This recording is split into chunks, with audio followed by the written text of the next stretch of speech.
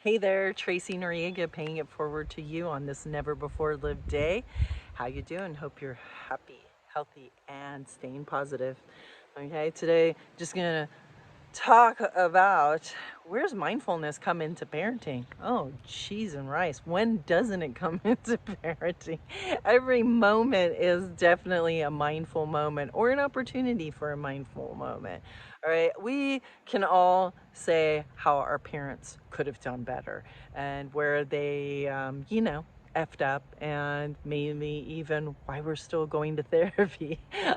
And yet, if we don't really deal with those things ourselves that, happened uh, in our childhood and the things that, kind of stuck with us, we are, as they say, those who do not learn from history are condemned to repeat them. And we may find ourselves doing and saying exactly the things that we said we would never do if we were ever a parent. Okay. So, in my case, I did not give birth to any children. However, I was co-parenting, and I found myself really saying and doing some things for those reasons, I decided not to be a parent because I would never want to do those things or say those things to a kid. And the biggest one that comes to mind right now is I remember when my mom would say to me when she was really outraged and stuff, "You need to get out of my face. I don't even want to see you. I don't want to look at you. I don't want to see your face. Get out." And I was like, whoa.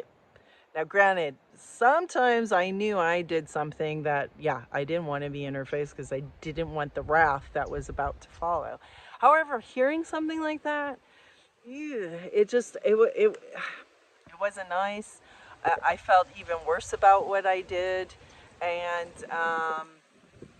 yeah, I just was like, I don't want to say that. And then when I first said that to my nephew, and I was so outraged, and I heard myself say that, all of a sudden I was like, okay, I'm giving myself a timeout for that.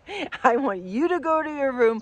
I'm going to my room, and I'm not coming out until I have a better attitude, and I will let you know when that is.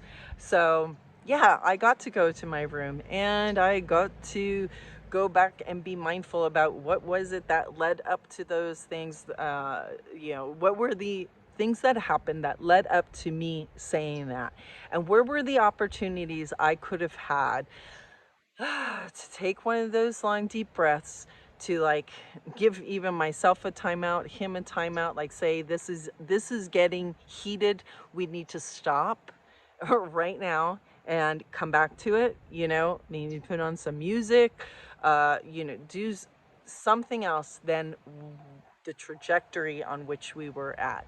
And this is just it with parenting. I mean, it's a constant thing, whether it's just like the pester of the "are we there yet, are we there yet, are we there yet," asking at the store, "Can I get this, can I get that, how about this, how about that," all those things. How do we respond, or do we react? And that's where the mindfulness and taking a breath can help us with the way we respond to our children and the things we say to them, because yes, they do stay. And we all know that because we all have things that have stayed with us that our parents have said to us. So just being mindful of that, of where you're at personally, and deciding that we're not going to repeat that habit and repeat that, how would you say, that legacy we sure as shit don't want to pass on.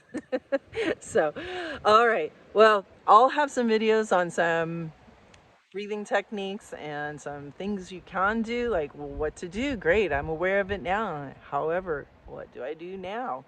All right, glad you asked. So you may want to look at some of those. I'll make it pretty obvious in the subject line on the breathing techniques. I'm going to keep this short and sweet, and see you next time. Thanks for now.